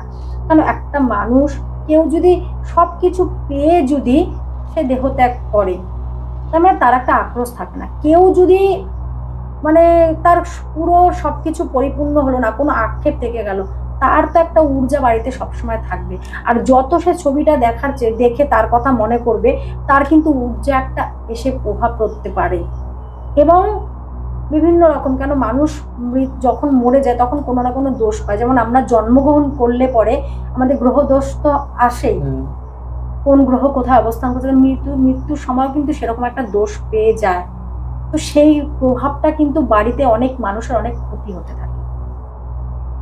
আমি মনে করবো, মানে যাদেরকে বলছি যারা এরকম আছে, আমি মনে করছি যে তারা যেন এই মৃত ব্যক্তির যে কোনো রকম, মানে অনেক অল্প বয়সে মারা গেছেন, সে নিজের মা বাবারও ছবি টানিয়ে রাখেন, এরকম অনেকেই আছে। এই কদিন আগে আমি শুনেছিলাম যে কিছুতেই ভুলতে পার স্ত্রীকে, সে স্ত্রী মারা গেছে, সে ভবনে চাকরি করতো, এখন রিটায়ার পারসন, এই গত শনিবার দিন এসেছিলেন। সে এখন মালা পরাচ্ছে, এই করছে, সেই করছে, মানে পকেটে নিয়ে ঘুরছে। তাতে করে কি হচ্ছে, এই যে ওনার আত্মাটা, মানে এই যে ওনার যে একটা ঊর্জা, সে ঊর্জা কিন্তু ওনাকে ছেড়ে যাচ্ছে না। উনি পাগলের মতন কিন্তু এদিক ওদিক ঘুরে বেড়াচ্ছে, রাতে ঘুম নেই, কোনো কিছু নেই, পাগলের মতন করছে। উনি এসে কোনো কারণে ওনার স্ত্রীর ডেথ হয়েছে, তো সেই জায়গায় উনি জানতে চেয়েছে এটা তো হওয়ার কথা ছিল না, এটা হলো কেন, কে করেছে এরকম জিনিস। উনি ভবনে চাকরি করতেন, এখন রিটায়ার পারসন। সেই ব্যক্তিটা আজকে ওনার স্ত্রী মরে যাওয়ার পরও কিন্তু এখনো শান্তি পাচ্ছে না। কেন? এই যে সারাক্ষণ ওনাকে নিয়ে ভাবছে, ওনার ছবিটা পকেটে নিয়ে রেখে দিয়েছে, প্রত্যেক বৃহস্পতিবার এবং সোমবার মালা পরাচ্ছে। কারণ যেটা হয়েছে সেটা বাস্তবে দেবো, কারণ সেই ব্যক্তিটা আজকে কি করছে, সোমবার তার জন্মবার ছিল দেখে, তাই মানে তার স্ত্রীর জন্মবার ছিল দেখে মালা পরাচ্ছে। এই যে এত ওনাকে নিয়ে করছে, ওনার ঊর্জাটা তো কিছুতেই বেরোতে পারছে না। তাতে করে কি হচ্ছে, ক্ষতিটাই কিন্তু হচ্ছে, ভালোটা কিন্তু হচ্ছে না। একদম। কেন? সে ডিপ্রেশনে চলে গেল, আজ সে মৃত্যুর মুখে এসে পৌঁছালো। দেখো, যে মরে গেছে, মৃত্যুটাই হচ্ছে সর্বপ্রথম সত্য, এর উপরে কিছু নেই। আজকে আমি এখন আছি, পরক্ষণে নাও বাঁচতে পারি, এখনটা মিথ্যে। যেটা পরে ধরো কোনো মানুষ মরে গেছে সেটাই সত্য, যে হ্যাঁ এটাই তো হওয়ার ছিল। ভবিষ্যৎটাকে আমাদের আগে নিতে হবে, গ্রহণ করে। তাহলে সেই জায়গায় দাঁড়িয়ে সে তো আর ফিরবে না, তাকে নিয়ে কেন আমি আমার লাইফটাকে নষ্ট করতে পারি? কেন? ওটা তো সত্য। এই যে যা ঘটছে সবই এখন মিথ্যে। তার মানে ঠাকুর ঘরেও মৃত ব্যক্তির ছবি রাখা উচিত নয়? না, কখনোই না। আমি তো মনে করি, কারণ দেখো আমরা ঐশ্বরিক ঈশ্বরকে ডাকছি, তো সেখানে একটা মৃত ব্যক্তি আছে, আমার সাধনা অনেক রকম বিঘ্ন করতেই পারে, আমি আমার দিক থেকে বলবো। অনেকে আবার খেতেও দেন, তাদেরকে জল মিষ্টিও দেন, এমনটাও দেখা যায়। বলি তোমাকে, একদমই শুনবো। এটা বহু বছর আগের ঘটনা। একটি বাড়িতে 3 বোন ছিল, তার মধ্যে একটি বোন সুইসাইড করেছে। আচ্ছা, অপঘাতে মৃত্যু, হ্যাঙ্গিং অবস্থা। তো কি হয়েছে, তার মা কখনো আর ভুলতে পারেনি। ওই মেয়েটাকে অবশ্যই ভোলার কথা না। কি করতো, মা একটি পুকুর পাড়ে গিয়ে না গাছতলায় মেয়েটাকে রোজ খেতে দিত, মানে মেয়েটার নাম করে। তার বাড়িতে আরো তো মেয়েগুলো রয়েছে, আরো অনেকে রয়েছে, তারা না কিছুতেই না মানে থাকতে পারতো না, কিছু না কিছু বাড়ির মধ্যে সবসময় একটা কিছু না কিছু আনাগোনা পেত, যে কেউ আসছে কেউ যাচ্ছে, কিছু হচ্ছে, কেউ কিছু এখানে দেখছে, কেউ মানে একসময় এখানে কিছু দেখছে, ওখানে কিছু না কিছু একটা ওরা অনুভব করছে যে বাড়িতে কেউ আছে, কেউ ভালো নেই, মানে কারোর কোনো রকম ভাবে মাথা ঠিক নেই। তো সেই জায়গায় দাঁড়িয়ে তো কোনো কিছু না করতে পেরে এখানে আসলো। আসার পর তো তখন এই কথাগুলো বলছিল যে আমরা বাড়িতে ভালো নেই। তখন সাধনার মাধ্যমে, এটা বহু বছর আগের কথা, সেদিন বৃষ্টি হচ্ছিল, তো ওনার এতটাই পাজেল ছিল, বৃষ্টির মধ্যে এসেছিল। তো সাধনার মাধ্যমে জানানো হলো যে ঠিক এরকম ড্রেস পরে কি সে চলে গেছেন। তো সবকিছুই বললো, যা যা আমি জিজ্ঞাসা করলাম সাধনার মাধ্যমে, চোখ বন্ধ করে, আমার একটি মালা আছে, সেই মালা দ্বারা অনেক কিছু জিজ্ঞাসা করলাম। তো বলছে হ্যাঁ। তো আমি বলছি একে কি কোনো খাবার দাবার কিছু দেওয়া হয়, সবসময় কি একে ডাকা হয়? বলে হ্যাঁ, এগুলো করা হয়। আচ্ছা, তাহলে এই যে খাবারটা যে দিচ্ছে তাতে কি হচ্ছে, কাউকে তো মনে করা হচ্ছে। আমরা ঈশ্বরকে যে রোজ ভোগ নিবেদন করছি, আমরা তো মনে করছি ঈশ্বর আছে, একদমই তাই। তাই তো, তাই আমরা ভোগ নিবেদন করছি। তাহলে এই ঈশ্বর, একটা শক্তি তো এখানে বিরাজমান, এখানে পুরোটাই শক্তি। তাহলে একটা কোনো শক্তিকে আমরা স্মরণ করে ভোগ নিবেদন করছি, আমরা কি শক্তি? শুভ শক্তি মানছি। তাহলে যে নেই, মারা গেছেন সুইসাইড করে হোক, আর সে স্বাভাবিকভাবে মৃত্যু হোক, প্রেতদের জগতে অবশ্যই তাকে যখন আমরা অনুসরণ করে কোনো খাবার দিচ্ছি, মানে তার অশুভ কাজটাই করবে, শুভ কাজটা কখনো করবে না। সেখানে নানা রকম বিঘ্ন হতেই থাকে। বেশ, মানে অনেক কিছু শুনছি এবং জানছি, আমাদের দর্শকরা হয়তো জানছেন বিভিন্ন ধরনের যে বিষয়গুলো, যেগুলো সত্যি বাস্তবিক অর্থেই কতটা প্রভাব পড়তে পারে আমাদের মানব জীবনের ক্ষেত্রে। একটা বিষয় যেটা জানার ইচ্ছা করছে, যে অনেকেই বলেন যে যারা তন্ত্র শেখেন তারা নাকি নিজেই একসময় তন্ত্রের দাস হয়ে যান, কথাটা কি সত্য? দেখো, আমরা তো সর্বপ্রথম তন্ত্র শেখে তন্ত্রের দাস হয়ে যায়। যে এই যে তন্ত্র বলছি, যে আমরা শরীর থেকে, মন থেকে, আত্মা থেকে মায়ের বীজ মন্ত্র জপ করছি, অবশ্যই প্রত্যহ যখন মায়ের বীজ মন্ত্র জপ করছে, অবশ্যই আমরা কিন্তু মায়ের দাস হয়ে যাচ্ছি।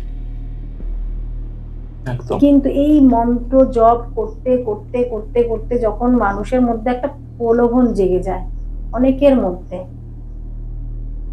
কি হয়, যে কেউ এমন এসে কিছু করলো, সে খুব হিংস্র হয়ে গেল। মানে ধরো, আমি আমার কথা দিয়ে বোঝাচ্ছি, আমার উপর কেউ বারংবার বারংবার শত্রুতামি করছে, যেটাই করছে, খুব হিংস্র হয়ে গেলাম আমি, আর সহ্য করতে পারছি না। এবার আমি একটা তার উপর কোনো ক্রিয়া চালান করে দিলাম, তো সেই জায়গাটা কি হবে, অবশ্যই তার একটা উল্টো এফেক্ট আসবেই। মানুষের মধ্যে কিন্তু একটা, মানে যে তান্ত্রিক উল্টো চালানটা মানে কোন রকম কাউকে যখন কোন রকম, মানে একটা সহ্যে, প্রত্যেকটা মানুষের একটা সহ্যের সীমা থাকে, প্রত্যেকটা মানুষের। বারংবার যখন কেউ কিছু করতে থাকে কোনো সাধকের উপর, সেই সাধক যখন কোনো কিছু, মানে তুমি আমাকে আগে এটা বলে নাও, তন্ত্রের দাসটা বলছে, তুমি কোন দিক থেকে দাসের কথাটা বলছো? না, অনেকে যে তন্ত্র নিয়ন্ত্রণ করছে মানুষ, ধরুন মানে আমরা তন্ত্র করছি বা আমরা যারা তন্ত্র শিখছি, তো সেই জায়গা থেকে দাঁড়িয়ে এমন সময় হতে পারে যে মানুষ তন্ত্রের দাস, মানে তন্ত্রটা তখন তারা আওতায় থাকছে না, হচ্ছে মানে নেগেটিভ দিকে তারা ইউজ করছে, পজিটিভ দিকটাকে তারা সম্পূর্ণ বাদ দিয়ে দিচ্ছে। তো সেক্ষেত্রে ওইটাও এক প্রকার তন্ত্রের দাস হিসেবে আমরা ব্যাখ্যা করতে পারি এখানে। সেখানে দাস হিসেবে ব্যাখ্যা করাটা না, যে খারাপ দিকে ও চালনা করছে সেটা আলাদা বিষয়। দাস বলতে যে আমি আজকে আমার শরীর থেকে, মন থেকে, আত্মা দিয়ে যে আমি মন্ত্র জপ করছি, আমি মায়ের দাস অবশ্যই হতে, অবশ্যই সেটা একটা পার্ট হলো, সেটা দাস। এইবার ক্রিয়াটা তো আলাদা হয়ে যাচ্ছে। আমি দাস, আমি মায়ের দাসী, আমি রোজ নিত্য মায়ের সেবা করছি, মানে আমি দাসী, মন্ত্র দ্বারা মাকে সন্তুষ্ট করার চেষ্টা করছি, আমি দাসী। আজকে তন্ত্র, যে আমরা তন্ত্র কি, থেকে আমরা শরীর থেকে যে কাজ করি, এবার তন্ত্র থেকে আসে তান্ত্রিক, মানে যে তন্ত্র করছে, সাধনা করছে, সে তান্ত্রিক। অবশ্যই এখন ক্রিয়া চলে আসে এখানে। এইবার ক্রিয়াটা ওটাই ডিপেন্ড করে যে ভালোর দিকে আমরা করছি না খারাপের দিকে করছি। সবার ফার্স্টেই বলা হয়েছিল কেউ আছে ভালোর জন্য করে, কেউ আছে খারাপের জন্য করে। যে খারাপের দিকে কোন রকম ভাবে যে খারাপ মানুষের উচ্চাটন করছে, মারণ করছে, বিচ্ছেদ করছে, বিভিন্ন খারাপ কিছু করছে, অবশ্যই তার সঙ্গে সেই খারাপটাই ঠিক মানুষের জন্য যে ক্রিয়াটা করছে, এক না একদিন তাকেও সেইভাবেই যেতে হবে। একদমই তাই। আমার খুব ঘনিষ্ঠ একজন আছে, আমি বলবো না, যেটা নাকি অনেকেই বুঝতে পারবে, এটা একটা সময় আমার উপর কিছু করেছিল, তাকে আমি বলেও ছিলাম কেন তুমি করলে এই কাজটা, তুমি এটা আমার থেকে তুলে নাও, মানে তুলে নাও বলতে তুমি এই কাটিয়ে দাও। বললো পারবো না। কেন? তার ক্ষতি হয়ে যাবে। আলটিমেটলি সে আজকে এই পৃথিবীতে নেই, আমি তার কোনো ক্ষতি করিনি, কিন্তু বাট সে একটা সময় আমার ক্ষতি করেছিল। ঈশ্বর তার প্রতিশোধ, আমার ক্ষতি সে করেছিল। আমি তার সঙ্গে যখন জানতে পেরেছি, আমি তাকে ডাইরেক্ট বলেছি তুমি এটা কেন করলে, তুমি এটাকে কাটাও। আমি তো ভাবতে পারিনি তুমি এই জায়গাটা করবে। তো আজকে সেই জায়গায় দাঁড়িয়ে আমি কিন্তু কোনো কিছু এখনো মায়ের সামনে কোনো কিছু করিনি, শুধু জাস্ট বলেছি আমি তো কিছু করিনি, তুমি এটা আমার সাথে করলে কেন। ওই যে ইষ্ট, এই যে গুরু, যার মাথায় গুরুদেবের হাত, ইষ্টের হাত, তাকে রক্ষা করার জন্য সব সময় ইষ্ট এবং গুরু বামদেব এগিয়ে আসবে। আজকে আমি আছি, সে নেই, এটাই হয়তো ভবিতব্য ছিল। একদম। একটা বিষয় এখান থেকে জানতে চাইবো যে অনেক সময় দেখা যায় বিভিন্ন ধরুন বইয়ের স্টল গুলো বা বুক ফেয়ার যেখানে মেলা হয়, সেখানে তন্ত্র সাধনার উপর কিছু বই পাওয়া যায়, যেগুলো অনেকে হয়তো মানুষ আগ্রহ সহকারে কিনে আনে এবং বাড়িতে পড়ে এবং অনেকে অ্যাপ্লাইও করতে চায়। তো সেক্ষেত্রে এটা কি আদৌ কোনো তাদের কাজে আসে, নাকি এর ফলাফল কোনো ভয়ঙ্কর পরিস্থিতির সম্মুখীন কাজে তো আসবেই না। আর ভয়ঙ্কর মানে পরিস্থিতি কেন, ভয়ঙ্কর দুর্ঘটনার মুখে পড়বে। তন্ত্রবিদ্যায় সাধনা হচ্ছে পুরোটাই গুরুমুখী বিদ্যা, একদিনের তো নয়, একদিনের তো নয়, আর পুরোটাই গুরুমুখী। কারণ একটা জিনিস বোঝো, বইতে অনেক কিছু লেখা থাকে। সাধনা মানেই হচ্ছে বসে আসনে বসে উপলব্ধি। এই উপলব্ধি কোনো বইতে লেখা থাকবে না, কোনো বইতে তুমি খুঁজে পাবে না। আসনে বসে তুমি যা উপলব্ধি করছো, এই যে এখন তুমি এখানে বসে যা উপলব্ধি করছো, তুমি সেই উপলব্ধি বইতে পাবে? সম্ভব না।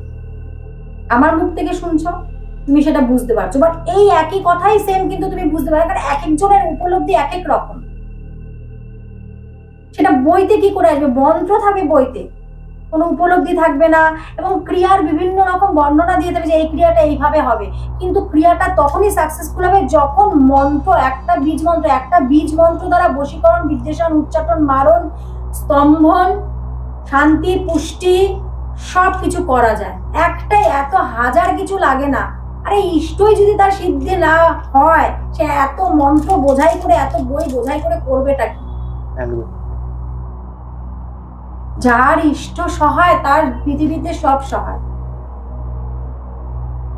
যে কোনো দেব দেবী, আমার ইষ্ট সহায় মা বগলামুখীকে স্মরণ করবো, উনি মা তারা দেবী বগলামুখী রূপে এসে কাজটি করে দিয়ে যাবেন।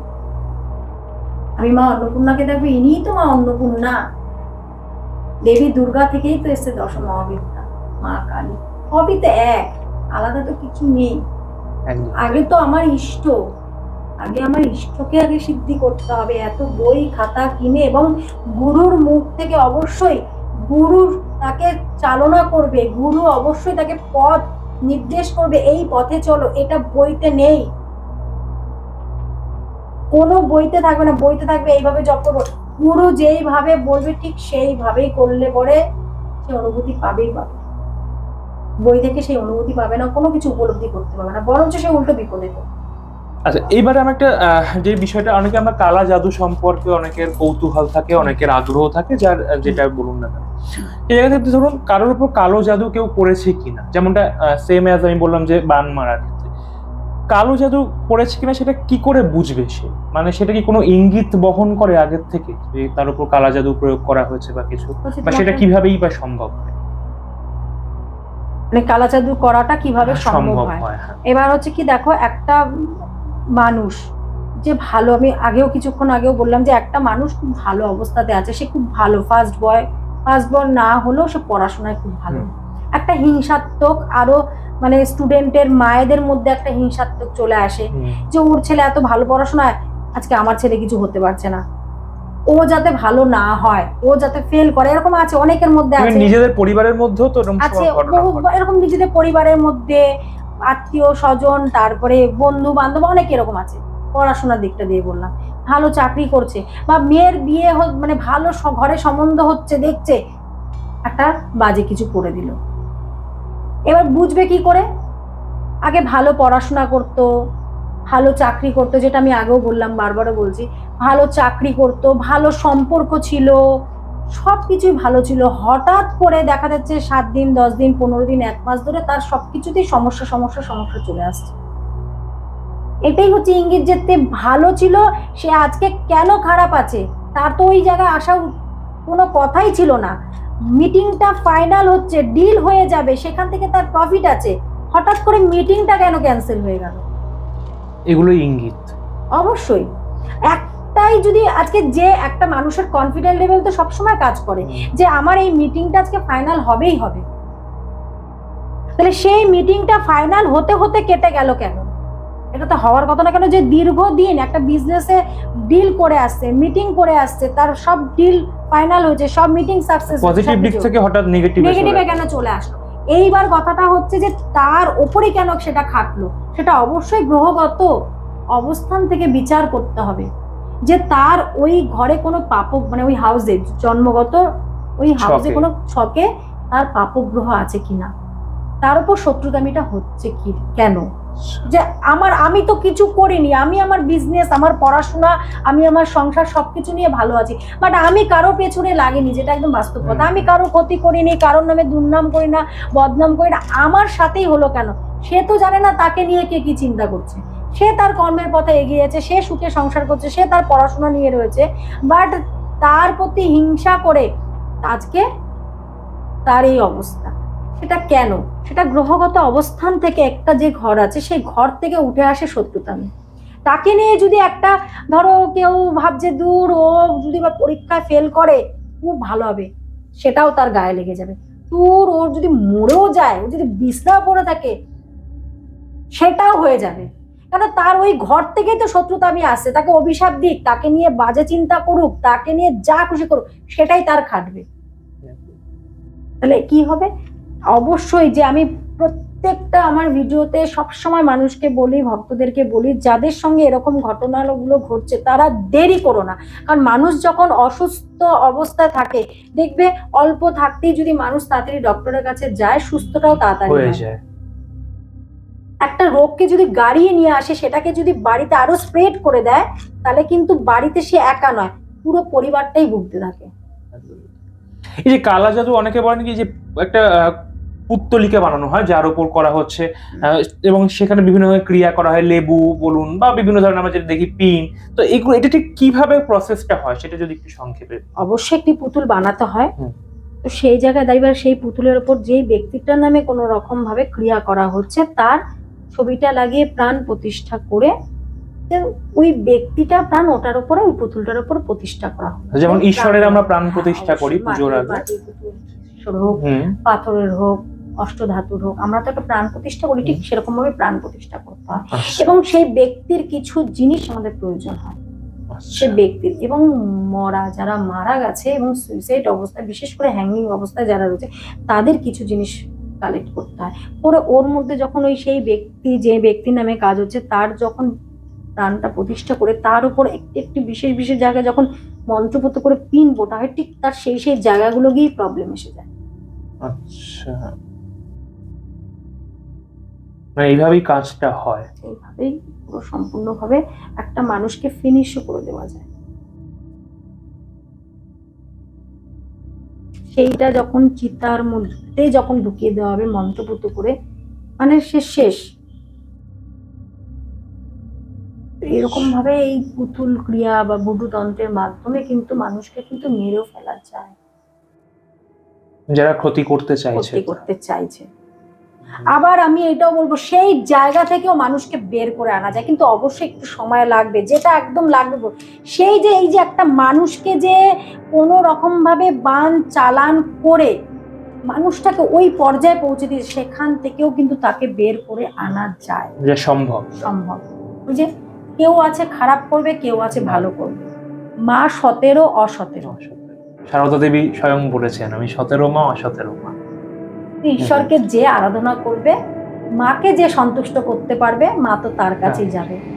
যে সৎ পথে মাকে আরাধনা করছে তার কাছেও যাবে, যে অসৎ পথে আরাধনা করছে তার কাছেও মা আসবে, কথা রাখতে হবে। কিন্তু মা তো এবার যে সৎ পথে আছে তাকে সবসময় মা আশীর্বাদ করে কোলে রাখবে, যে অসৎ পথে আছে তাকেও রাখবে, কিন্তু একটা সময় তাকে ছুঁড়ে ফেলে দিবে। একদমই। আচ্ছা দিদি, একটা বিষয় জানতে চাইছি যে যারা অপঘাতে মৃত্যু হয় যাদের, তাদের কি মোক্ষ লাভ হয় বা তারা কি সঠিকভাবে তারা পরিত্রাণ পায়? এবার দেখো এই জায়গাটা হচ্ছে, এটা সম্পূর্ণ একটা মানে শাস্ত্রবিধি অনুযায়ী চলে আসে, অবশ্যই পায়। এবার যখন অপঘাতে মৃত্যু হচ্ছে সেই জায়গায় দাঁড়িয়ে তার কোন সময়টা মৃত্যু হয়েছে সেই একটা সংখ্যা আছে, সেই সংখ্যার সঙ্গে যোগ গুণ ভাগ এসব করে, গুণ তো নয় যোগ ভাগ এসব করে দেখতে হবে, সে বিচার করা হবে। যেমন আমাদের জন্ম ছক বিচার করা, সন্তান জন্ম নিলে তার যেমন ছক বিচার করা, একটা মানুষ মরলেও তার সেটা বিচার করা হয়, কোন দিন মরেছে, সেটা কি সংখ্যা আসছে, তার সঙ্গে ভাগ করা, সবকিছু মিলিয়ে শাস্ত্রবিধি অনুযায়ী যদি দেখা যায় সে মৃত্যু লোকে মানে মর্তলোকে আছে না ভূলোকে আছে, কোথায় আছে সেটাকে আগে দেবে, স্বর্গলোকে আছে না পাতালে গেছেন, তো সেটা আগে দেখতে হবে। যদি মর্তলোকে থাকে তাহলে অবশ্যই তার একটা পিণ্ডদান করতে হবে, এখান থেকে মুক্তি পাওয়া যায়। অবশ্যই। এবং অনেকেই বলে যে গয়ায় গিয়ে নাকি পিণ্ডদানটা অবশ্যই মুক্তি পাওয়া যায়, এটা যেখানে সেখানে করলে হবে না। এবং দোষের ব্যাপারটা আছে, যে কয় পাত দোষ পেয়েছে সেই অনুযায়ী কিন্তু তাকে অনেক রকম বাস্তু যাগ, শ্রী নারায়ণ দেবের পুজো, বিভিন্ন রকম ভাবে সেখান থেকে কিন্তু তাকে মুক্তি দেওয়া এবং বাস্তুকেও কিন্তু পজিটিভ করা যায়। এবার এই জায়গা থেকে আসছে, আপনি বাস্তুর কথায় আসলেন, একদমই তাই। অনেকে বলে যে বাস্তু দোষ থাকলে নাকি পরিবারের মধ্যে একটা অশান্তি, অনেক ক্ষতিও হয়। তো সেই জায়গা থেকে দাঁড়িয়ে যে ব্যবসার দিক থেকে হোক বা আয় উন্নতির দিক থেকে, যে কোনো দিক থেকে ক্ষতিটা নাকি লেগেই থাকে, এবং সেক্ষেত্রে অনেক সময় দেখা যায় অনেকের সম্বন্ধ এসেও ভেঙে যায় বা পজিটিভ দিকগুলো বেরিয়ে যায়। এক্ষেত্রে বাস্তু দোষটা কতটা মানে আপনি মনে করেন যে এটা একটা প্রভাব পড়তে পারে পরিবারের উপর? বাস্তুই কিন্তু মানুষের জীবনকে খুব সুখেরময় করে দিতে পারে। আজকে আমাদের ঈশান কোণে দেবাদিদেব মহাদেব দেবগুরু বৃহস্পতি দেবের অবস্থান, সেখানে যদি পায়খানা বাথরুম বা রান্নাঘর থাকে, তাহলে তুমি বলো তো একটা জিনিস, তোমার মাথার উপরে ডেলি কেউ টয়লেট করছে, জল ফেলছে, আগুন ধরাচ্ছে, তুমি কি করবে সেই জায়গাটা দাঁড়িয়ে? আমি একদম সোজা সাপটা ভাবে তোমাকে বোঝাচ্ছি, তুমি কি করবে সেই জায়গাটা? তোমার মাথাটা তো গরম হতে থাকবে, তাহলে তুমি সেই জায়গাটা তাকে প্রচন্ড হিংস্র হয়ে যাবে, এবার যা ইচ্ছা তুমি তাই করবে। একদমই তাই। অবশ্যই বাস্তু দোষ কিন্তু একটা বড় মানুষের জীবনে উন্নতির বড় একটা কারণ। আবার বাস্তু যাদের ভালো তাদের উন্নতির একটা খুব বড় কারণ, আর যদি বাস্তু দোষ থাকে তাহলে কিন্তু অবনতির অনেক কিছু কারণ চলে আসতে পারে। বাস্তুটা কিন্তু আমাদের অনেক ভাবেই আগে দেখে নিয়ে সর্বপ্রথম আগে বাস্তুটাকে ঠিক করতে হবে। বাস্তু দোষের কারণে কিন্তু নেগেটিভ এনার্জি বা কালা জাদু যেটাই বলো সেটা কিন্তু তাড়াতাড়ি কিন্তু লেগে যায়, প্রভাব পড়ে যায় মানুষের মধ্যে। অবশ্যই আজকে 5তলা বিল্ডিং তুলবে, তার অবশ্যই ভিতটা ভালো করে গাঁথতে হবে।